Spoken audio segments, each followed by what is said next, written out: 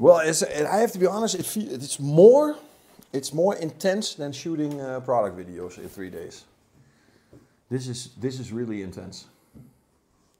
It's also a lot of a bigger roller coaster of emotions. So, you know, for the viewers, it looks like we've been here in this cabin for 6 months. True. And for me, for the feeling, it feels already. We've been here for less than 2 days, and it already feels like 6 months. That's because you have a food coma. Yeah, a little bit, and we have the temperature here pretty high. I have to be honest. But that's good. Yeah, it's getting you that lame feeling. The lame. Let's try to do that. We can. So welcome back to the Veritas Detailing Real Talk podcast, presented to you by Labocosmetica. That's one of the guys from Italy. People. Exactly. So what this podcast is about is the truth. We're trying to tell you the truth about the detailing industry. What is wrong? The truth. That's what it's about. True. We try. We at least try. And this episode will be, I think, a fun one, because we named it the 10 biggest mistakes in car detailing that you can do. I think that's a funny one. Yeah. Because we can talk a little bit freer from our heart, from our experiences. There are some good ones up there. There are some funny ones up there. And I would suggest we just start and go straight into it.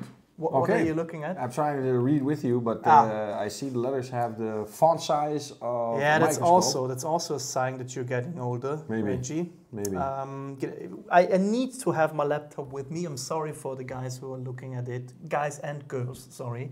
And it's. Peoples. Who are watching the video, because I cannot remember all of those points. Point 1 of the biggest mistakes you can do in car detailing is no pre-wash. Ooh, that's a tough one. I'm a little bit biased on this subject. Yeah, because this is Mr. Pre-wash. I like it. The ladies call him Mr. Cox, and I call him Mr. Pre-wash. It's true. It's true. I have pre-washed over 100,000 cars, tunnel car wash, and I've also pre-washed some normal cars with foam and everything. And I have seen from that experience that is a big benefit. And absolutely. It doesn't matter what type of a pre-wash. It doesn't matter if it's even running water. Even if it's a garden hose to rinse down anything, is already better than doing nothing. Yes, absolutely. And the funny thing is, I think when we did the German episode about the same topic, we didn't discuss it too much. But I think when the Americans are listening to this podcast, we have to discuss this, because for the Americans, doing a pre-wash has not been a thing for that long. Because if I remember correctly, thinking 5, 6, 7 years ago, when the Chemical Guys videos were still popular, when Greg Masterson was doing them, they did not necessarily promote a pre-wash. They always just placed the car in the sun, sprayed with a foam cannon the shampoo on it, and began to wash. There was no pre-wash. And I still think that this is in a lot of heads of Americans to just spray the car with shampoo and start to wash. So maybe for the listeners who are not familiar with the pre-wash concept, why is it and what do we do? Officially, a pre-wash is where you spray a detergent onto the surface to loosen, emulsify, dissolve certain. It's very technical for the hour. Okay, let's go ahead. We spray a car with a soap. We wait until the soap does its work, and then we use the kinetic energy in the form of water to rinse down the soap, inclusive with the dirt. That is what a pre-wash is. Exactly. We try to get as much dirt off the car as we can before we touch it. Yes. Because the more dirt there's on the car when we touch it, the bigger the risk is that we induce scratches. Yes, we want to reduce the amount of abrasion, causes friction, causes touching. Exactly. In general, we want to reduce the That's why we do a pre-wash. For that, we have different products. You can use some soaps. In Europe, we have a thing that's called snow foams. I think the Americans are slowly catching up on that. We have pre-washes, we have pre-cleaners, we have citrus pre-cleaners, we have bug and grime removers. APCs, funnily enough, and maybe you correct me with that, the difference between an APC used for pre-wash, a bug remover, a pre-wash or a pre-cleaner, chemically is not that big. No. They're all mostly alkaline, highly alkaline products. Yeah. Their pH region is roughly the same. Their surfactants are similarities. The pre-wash needs more dispersing surfactants to help divide the chemicals, where an APC is more locally, so the amount of surfactants to reduce surface tension is lower necessary, but still necessary and still very similar to each other. The only difference for, I think the only one, because that's the one that you don't use for kinetic energy, is a pre-soak, where you simply wipe off and then have all the things. But that is completely separate, and it's that with water it is counting as a pre-wash. It doesn't necessarily, there are differences between those products, but it doesn't necessarily matter which one you use, just please use one. Yeah. Do a pre-wash with any of the products we just named. Is there really a difference between a soap and a snow foam? I have a clear opinion about it, but what's yours? Yeah, there's a big difference. There's a big difference. The soap has detergent power, has rinsable solution making power, and a snow foam has to have it from, I would almost say, the fizzing effect from the bubbles to use this bubbling effect to loosen that what is already semi-loose but not loose enough. Yeah, I'm definitely not saying that you cannot use some soaps successfully as a snow foam and vice versa.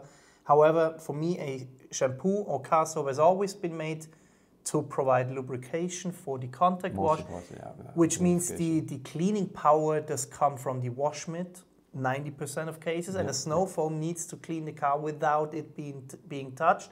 It doesn't need to have lubrication. That's the difference for me. Yeah. But then again, there are some combination products, very popular ones. Scotch Chemie GSF is a combination of the two.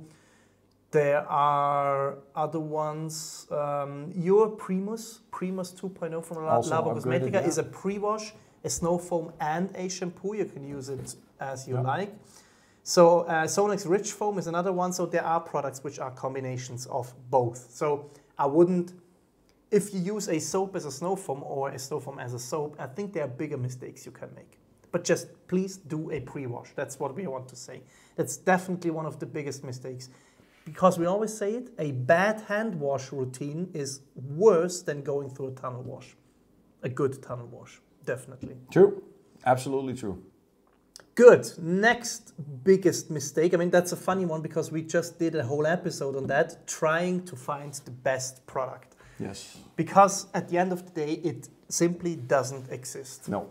Let's say like this, you gain experience and knowledge by actually doing it and not watching other people do it or ask other people how they did it or do it and everything. You are taking such valuable learning lessons from actually doing, experiencing, feeling, seeing, comparing to then find the best product online, because it's a never-ending story. We will never get common ground that there will be one ultimate product for everyone. There definitely is a best product for you, but there won't be a best product, period. No, we will even never if Pan says there is, but there really isn't. No, there is no best product, so stop looking for it. Stop buying stuff and throwing money at problems, because what Reggie said is, at the end of the day, it has to be you who solves the problems with good products, but it has to be you. Trying to buy yourself solutions for problems ends up in a huge variety of products which you don't need. Costing a lot of time, cost a lot of money. And money. Yeah, true. So don't try to look for the best products. They don't exist. Next one, the third one of the 10 biggest mistakes in car detailing, relying on just one source, one single source when you're researching for the best products. Yes, you have to hear both sides. It can absolutely not be that you only hear the positive things. You need to also hear the negative things. And from that point, you will make your judgment. If you can accept the negative things that has been said or the constructive feedback for the improvement of the product, and then take the positives, and then you will make a balance if you will accept it or not. And if not, then keep looking for something that has more. But there are two sides. There cannot be, I have never heard the entire population say that this product was the best. Some people will say it's okay. Other people will say this is God's gift from heaven. Other people will say this is mediocre. And all of them could be right based on their experience and knowledge. And If you find a product where you only are able to find positive reviews or tests or opinions, then this either means it's a fucking fantastic product, or they all have been paid to say good things. Or have a financial benefit from the sales of these products. Never rely on just one source. As soon as you have gained experience and as soon as you have found one source which consistently gives you good advice and you find that what this source says or writes is exactly what you find with products, then I think it's okay to stick with that source because it has earned your trust. And that's a fair point. Definitely. But at the beginning of your detailing journey, never rely on just one source. No. You need to you hear all the opinions about the products. In the same sense, we're getting to point 4 of the 10 biggest mistakes, sticking to just one single brand. Also that, yes. Yes. Coming back to the product hooligans that are fighting each other like, Truck was the best, Lau was the best, Chemical Guy's the best. Yeah.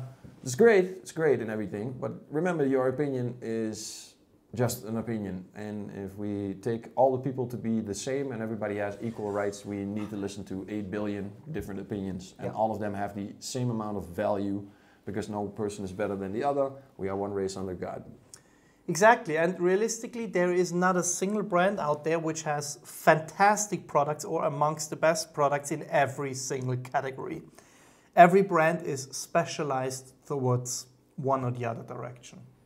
Yeah, there isn't one. And there's benefits on both sides. Some have very good detergents, some have very good sealants, some have and if you are critical enough and you start experimenting enough and trying enough by doing, not watching videos, but actually trying the product, you will gain knowledge that you can contradict to all the people saying, oh, this is that type of product. You start to realize what's inside the bottle and you start looking away from all the things that people are saying about this product. Exactly. So don't try to, I mean, the temptation is high to do so because certain brands are very, very, very good at picking up the beginners in detailing and creating the impression that they give them everything they need. Chemical Guys is very good at it. Auto Finesse is also very good at it. McGuire's Turtle Wax is.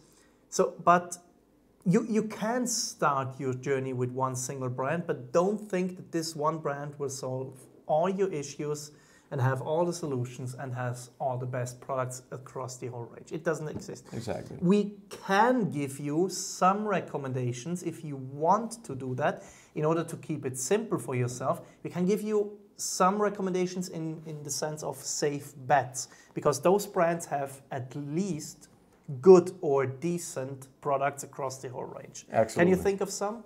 Labocosmetica. Good choice. Not very objective, but scientifically true. Honestly, if you believe me more than the brand ambassador, I can tell you from the bottom of my heart, yes, Labocosmetica is a very safe choice. I can only think of very, very, very few products in your range where I would say there are better ones out there. Yeah. Koch Chemie, very, very safe choice, yes. Sonax, also a good choice. Yes. Dodo Juice, UK, very good choice. Sienna Gloss. Sienna Gloss is no misses over there. That's an extremely good choice because not only are the products at least decent or some of them really good, but the range is very simple. That's there was a decision that Jack from Sienna Gloss made very intentionally to keep it simple for you guys. Yeah, you don't have a huge range. If you're watching this, please go look at his report of SEMA 2024. True. That was legendary. In the UK, there are two naturally born funny people. It's Jack and it's Bert Joel from PVD. These people have funny in their DNA. Everything they do is funny. True. That gave us some good laughs. Looking at the Cybertruck. Another Cybertruck. Jack, if you're hearing this, that was legendary, that video. So Sienna Gloss would be a very, very good choice. And you have some brands that we recommended to you. Next, the 5th biggest mistake in car detailing, chasing gloss with protective products. We did a whole episode on that one. I think it was the first one, right? Yeah, gloss is the greatest lie in the industry. Yeah, that was our first ever episode. At the end of the day, we have to put it like that. The biggest jumps in gloss you will achieve with polishing. Even hand polishing does achieve amazing results in today's world. Absolutely. You have full potential of paint correction with your hands. Yep. And the tools available for these. There are compounds that are easily done with the hand. Yep. Not saying it's easy, but it's definitely doable. And even if you're not going for a full paint correction, the abrasive technology has become so well that you can move very much with your hand and increase so much and even leave a decent finish without having a fixed rotation or rotation. And not a single a pure protective product out there will be able to do what a polish does. No. Not a single one. The flatter the paint, the more reflection, the more gloss. The more you have to imagine that the closer you get to black polished glass, that means that the gloss is going to go up. The more structure is in the paint, you have to sand and flatten it out and make it more reflective, and then you can say gloss. That is the only real thing that increases gloss. Because at the end of the day, what some protective products with good filling capabilities will do is they will cover up light, very, very light paint defects. They will cover them up temporarily, which means they will show up again in a few weeks. That's all they can do. So realistically, if your paint is totally trash, you will get a slight improvement, you will get a darkening effect, but the haze will still be there, the scratches will still be there. Yeah, you can do indeed an improvement, temporary improvement like makeup. Because actually this industry is turning into what the women have for the makeup industry. This industry, this is like the makeup industry for men. Ooh, no, that's it. Like a Q10 in the L'Oreal face protection, non-existent molecule apparently. Let's try to build haters in the detailing space. Let's not try to enrage the women cosmetic scene as well. Yeah, but yes, it's okay. The products still need to be there, but yeah, okay. Okay. I completely understand what you say. Yes, it is covering up, it is makeup. Yeah. That's what protective products do. We don't say they do nothing, but realistically, polishing will give you gloss and nothing else. Yeah. Good point. Sixth one. And we still need compounds. Very much. Yeah, very much. Very much. The world I live in, where sandpapers are going over the car and rotary is being used and wool is being used, we need compounds. That was a nice dig. Do you want to elaborate on that? Or maybe do we leave it at that? Maybe in the future, because first I'm going to confirm a little bit more. Before I start throwing stuff out there, I will provide visual proof for the findings that I might. Yeah, there are other people who are better at throwing stuff out there. Yeah. Yes. Without providing proof. Good. Next one, the sixth of the 10 biggest mistakes in car detailing is stacking, layering, topping.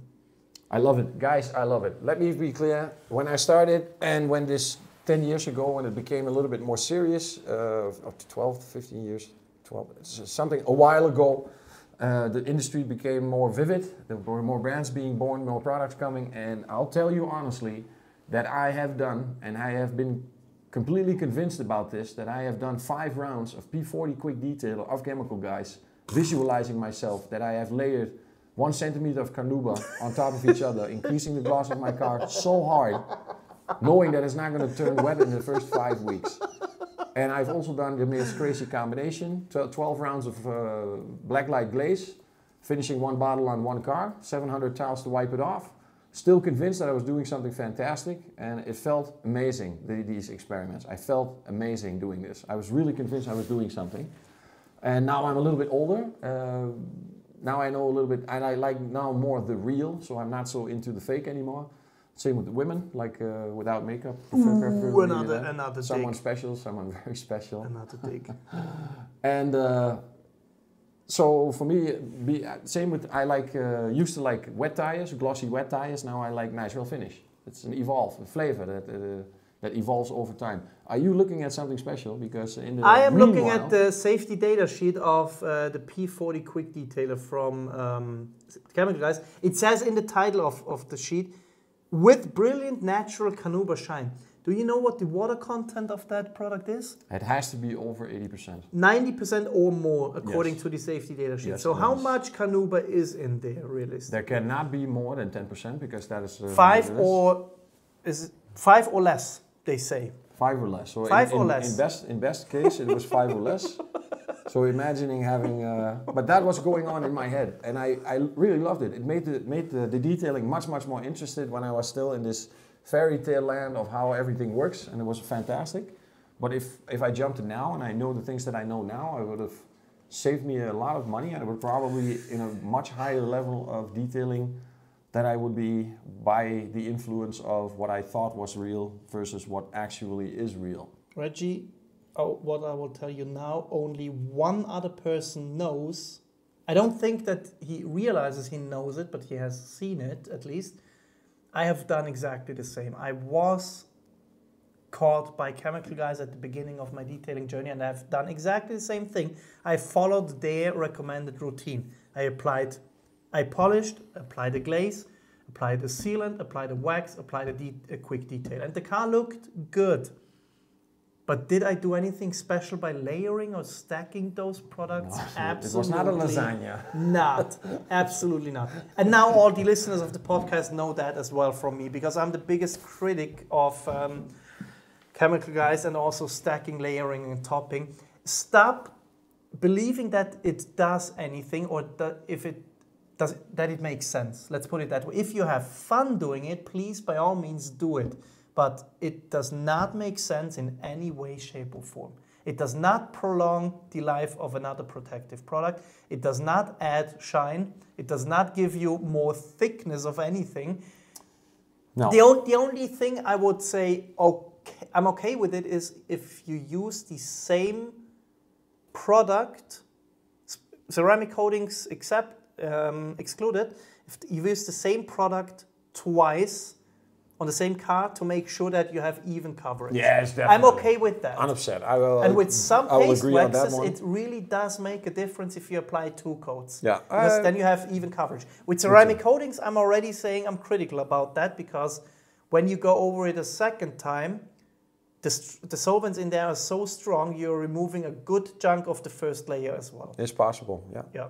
So ceramic coatings, different story, but all the other products, please don't do it. Don't stack 15 layers of wax on top of each other. Don't stack 15 different products. It was fun though. It was fun, and it is good money for the brands, but it is not a good choice. It's not necessary. No. And also, in that respect, don't try to be smarter than the brands. If you go to your lab guy and say, can I mix that with that, you get slapped. Yeah, punch me in the face. Yeah. Don't try to be smarter. If it would be possible for a brand to come out with a product that does it all, is slick, glossy, easy to apply, durable, and smells well, they would give it to you. Believe me, they would give it to you. Yeah. So don't throw random products at each other. In the worst case scenario, it's even dangerous for you. If you mix the wrong chemicals, there could be some side effects which you don't want. I think we talked about that in the Can Car Care Chemistry Kill You episode. Most likely, yes. Yeah, don't do it. 7th biggest of the 10 biggest mistake, oversimplification of things. I'm a fan of making things simple for guys and girls. I'm a fan of it, but some concepts you should not try to oversimplify. And the example I wrote there is the pH value scale. The pH value scale is not that hard to understand. It's a scale which measures the activity of the ion of the hydrogen ions in a water solution, period. And the scale goes from 0 to 14. 7 is in the middle, which is neutral. Everything below 7 is acidic. Everything above 7 is alkaline. Yes. That's it. But don't try to oversimplify, because there are some important aspects of this pH scale which are absolutely vital to understand. For example, that it is a logarithmic scale, meaning the more you go upwards or downwards from 7, the more concentrated those products get, or the ion activity. Meaning if you have a product with a pH value of 13, you need to dilute it 1 by 1 million to get to a pH neutral product. If we talk about concentrates. Something like this, yeah. If we talk about ready-to-use products, different story. There could be a quicker reaction, but Let's make it simple for you guys. If you have a concentrate with a pH value of 13, you will need, with 1 liter in it, you will need to throw that 1 liter into a swimming pool to get a pH neutral solution. Don't try to oversimplify that, because there are people who are using extremely highly concentrated, strong alkaline or acidic products on material grade cleaners in a way that they are not safe anymore. And when you ask them, what are you doing there? Yeah, it's okay, I dilute them. By how much? Yeah, 1 to 5, 1 to 10. That does not do that much. No, that's dangerous. Aluminum. That will still melt aluminum. Yep, that's dangerous. So don't oversimplify chemical principles, because they are there for a reason. Absolutely. Yeah, the pH value is one of them. We will make a single episode just about the pH value, because that is a very important concept to understand. And misunderstood concept, still misunderstood concept. There is a lot of nonsense put out there. Again, by the same source that you just mentioned. We will talk about that. Point 8, not washing your microfibers and your polishing pads properly. There are still, mostly body shops do that, the guys who buy a polishing pad, put that on the machine, and that pad stays there for years without ever being washed. Yes. And they still think that polishing pad does something when then they put it to the paint. Yes, this over-exaggerated priming of 6 months. 6 months of priming before it ends to its final priming before you really can start polishing. Then they throw it away. Yes. Polishing pads and microfibers are disposables, but if treated correctly, they will last you a very, very long time. Yeah, you should maximize them to their full potential in the longest range of possibilities. Yep. And anything you can do to increase that just by cleaning them, you significantly change the duration of the pad. Classic example on point, drying towels. Many guys use drying towels, but they also use a drying aid. And then they wonder after the 5th, 6th, 7th wash that the drying towel is not picking up the water anymore. What happens is the drying aid gets stuck in that drying towel, and of course it becomes absorbent to water. Yeah. But you can wash that drying towel if you do it properly, and it will be perfectly fine again. What we mean by proper is, and please believe us when we say that, there are car care specific microfiber wash detergents out there, and they make sense. They make sense because they don't clog up your towels, they don't damage them, and they remove the stuff that we use in car care. Your regular clothing laundry detergent is not made to deal with polishing residue, wax residue, oils, solvents, polymers, or anything like that. Detergents in a level. No, you need a specialized detergent that is able to remove them. Yes, they cost a little bit of money, but think about how much money you spend on those microfibers. 2 pH microfiber wash, who knows? Pre-wash with something like microfiber wash glycol, and then a main wash, microfiber wash ductilate. Yeah, if anyone does that, then it's you guys. But take care of your microfibers. Wash them properly. Invest a little bit of money in a proper microfiber wash detergent. Good drying, spinning them dry, not hitting them dry, beating them dry, spinning them dry, rubbing them dry instead of whipping them dry. Yep. Very. Maybe we can do an episode in the future about how to wash them properly, give some tips, but just do it. It's worth it. Yeah. They will last you a long time if you do it. We will have one day. We will have a laundry machine in Mafra, in Labo, and then I can show you how we do it. You have Mafra has a microfiber detergent, right? Yes. Yes, you have one. Yeah, it's not a bad one actually. You told, but you're still a big fan of the Dodo juice. That's my number one microfiber wash. I have not come across another one which is as good as that. It gets towels insanely clean, also polishing pads, but also soft again. Really soft. Oh, nice. It's absolutely amazing. Nice. It costs a lot of money, but it's for a reason. They explain it to me, they use very, very high quality and pure detergents in there. Amazing, amazing product. Does not get the attention it deserves. Dodo juice, Furry Liquid, it's called. Furry Liquid. Furry Liquid. Nice name, smart. Dodo juice always has nice and raunchy names of their products, definitely. Good. Next point, the 9th point I wrote down is buying bulk. When you are a beginner, I think you should not buy bulk because there's no other way around it. You will test a lot of products until you find the one that you actually like.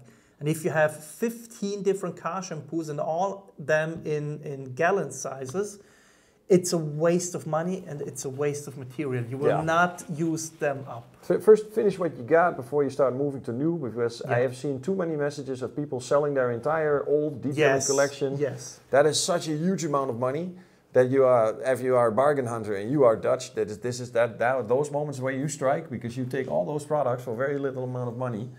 Do the Dutch guys sell them for fair prices? Because the Germans don't sell them for fair prices. Absolutely not. They try to get the price of the new product. Sometimes there's a lot of emotions, so it's to them also a big insult to the stuff they are selling for a very low price, showing them just how much it's worth to them anymore. So they are putting some emotions in there. So I don't know for sure, but I assume that.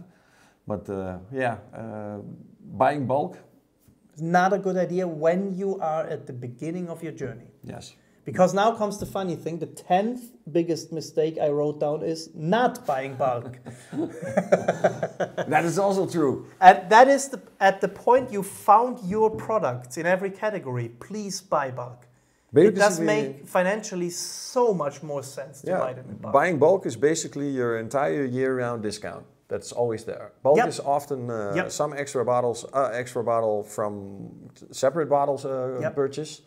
You don't have to wait for discounts. It's something that is always a discount. So you always spend less money buying bulk. That's also true. We are talking about differences of up to 100% in price if you calculate it down to the same amount that you get with the small bottles. It's huge, absolutely huge, especially with the expensive chemicals, wheel cleaners, iron removers, huge difference. Saves the environment. Only one package you need with bulk. 5 little packages. Keep the small bottles with the sprayers, so you can There's fill always it in an extra there. use. You know they are semi-chemically resistant to a certain level because they store the chemicals. So why not use them? Or invest in proper spray bottles as soon as you go to bulk. So don't buy bulk if you're a beginner just starting. Please buy bulk when you have found your favorite product. A very fancy sprayer is not going to make you a better detailer. No, not really. But there are good sprayers. Definitely. It's not like it. There are good sprayers out there. Good. I have written down 2 more points which you mentioned in the German version that we did for this episode. But we would be finished theoretically because the name was the 10 biggest mistakes. You said... Influencers. Exactly. The influencers, yes. Don't listen to influencers. Including the one that's sitting here. And I'm pointing to myself as well, of course. You always have to assume that I'm lying. I'm wearing Labocosmetica all over the place. I got it on my pants, I got it on my shirt, I got it on my arm. You have a fucking tattoo on your body. So anything I tell needs to be taken, not with a grain of salt, but taken with the exception that I could be objectively biased by the company I'm working for. And they are at some level still paying for my salary, so I'm not into the sales or the bonus from the sales. I don't get anything commission or anything. That's very important to keep my integrity to also promote other type of products and other brands, like today, mentioning Dodo Juice microfiber wash. Very important because need to be open and spoken, and truth needs also to be mentioned, always needs to be mentioned. So influencers, always assume they are lying, especially when there's a financial compensation involved. Always you have to assume them, and when you have confirmed that what they are saying is true, then okay, then we can move on from that point. But if you blindly follow these people, then you will become more disappointed. You will lose faith in humanity and trust in your fellow man because you're getting ripped off all over the place. And people try to shake out money from your wallet on any level of the society. And to tone it back a tiny little bit, it's not necessarily and always the case that they are lying to you based on financial compensations, but it could also be on just they have a certain point of view on products, and that point of view does not necessarily have to be the same as yours. That could also be the case. Yeah, true. Maybe one person, one tester, one influencer likes products which are extremely easy to use and smell nice, and he doesn't give too much of a shit about the performance of products. And maybe you are someone who is very, very, very much about the performance and don't care about ease of use and the smell, that is a bad fit for you. Get me the most difficult to apply ceramic coating in the world that can do everything in one layer. That thing that everybody has. Give me that ceramic coating. I will do it. You would be happy with that. Yeah, I would. I know many guys need the challenge of the application because the more difficult it becomes, the more they start to feel and realize that they are actually doing something. Yeah. That there's something happening. Yeah. I mean, I have tested, I cannot tell you which brand it is, but I have tested the slickest coating in the world. It was so slick that even Marco was so impressed.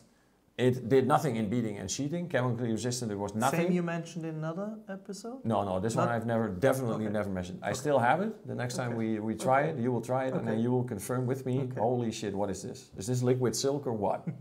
But it did nothing in beading. The first wash, it was already done. Just water killed it. Okay, I see. Yeah.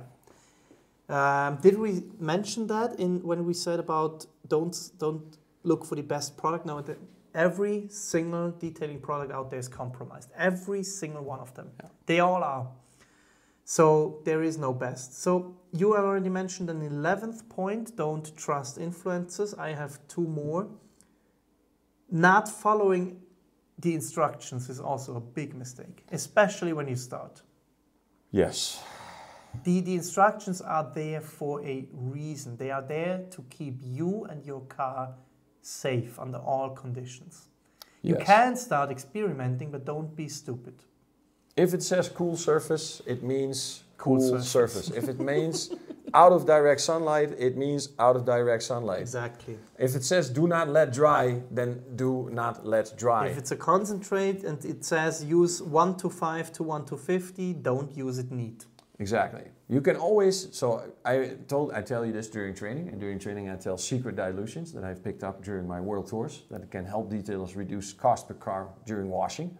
And I show them these, and that is what you always have to realize, is that the optimum dilution for the best performance shall be on the bottle of the manufacturer, suggesting you maybe a dilution of 1 to 10, whilst in practice, many cases 1 to 20, maybe even 1 to 50 can work as well. But they will not put that on the bottle. They will give you the option that it's possible to dilute, but they will promote, of course, the optimum dilution with the product. Or the safest solution. Safest also, but going in a lower dilution is never a bad thing. I can think of anything in a bad thing. No, also safe in terms of cleaning power. If it's a pre-wash, they give you a solution which they think will work in most cases. That's why they don't give you the 1 to 50 recommendation. Exactly. So that one, yes. Follow instructions. It's generally a good idea to follow instructions. And also one additional point, but we left that out because we did a whole episode on that. Not taking health and safety serious enough. That's a very big mistake. And start early in your career, please. It's becoming the entire monkey see, monkey do culture is absolutely insane. Absolutely insane how people pick up on stuff without thinking, doing stuff. Saw a post today about people getting unwell by the application of ceramic coating, why people started to add up, I have the same thing with tar and glue remover. And none of these people, or nobody reacted to say, maybe it's time to put on a mask or something. Yep. Because the frustrating thing for us is, it's one thing if you individually decide to not do proper health and safety preparations. It's a completely other thing if you are a person who has influence or relevance and you are creating content without showing the proper health and safety, or even worse, if you are recommending to others to not do it. Comments in which people say, wearing a mask is not really necessary, I absolutely turn red if I see that. Yes, but I have to be honest that you have to practice what you preach. So I have been reprimanded many times for not wearing gloves. Since situations, it is on the spot. I wrote you a message. Not wearing the mask during trainings. Of course, we don't do full cars. We do small segments, so we minimize the exposure to the vapors and everything. But still, from this point on and from this year on, I have been doing the PPMs a little bit more serious. Personal, and from now on, protection measurements. Protection measurements, And the mask is going to come back. And I'm sorry, but I have to do it because I want you to stay with us for a very, very, very long time. And I don't want you to be found next to a car with a half-open ceramic coating bottle and a half-coated car and a dead guy next to it. just because the smell of the solvent is nice. And doing it in a very small garage without proper airing out.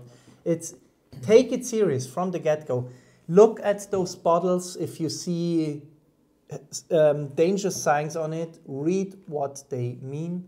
Have a look in the safety data. You should know what they mean. If you don't know what they mean, you are not allowed to use this product. Look it up. It's all over the internet. Read these safety data sheets. Look what's in there. Just take it a little bit serious. It is chemistry after all, and car care chemistry absolutely has the potential to kill you. Yeah. Some of those chemicals right away, some of them over time. We don't want to scare you, but no, we do. Take it serious. We definitely do. Take it serious. You don't want to be that guy that wakes up that morning wishing he did it differently. Or if you have a family who will miss you. Exactly. Yeah. So those are the 10 biggest mistakes in car detailing according to us.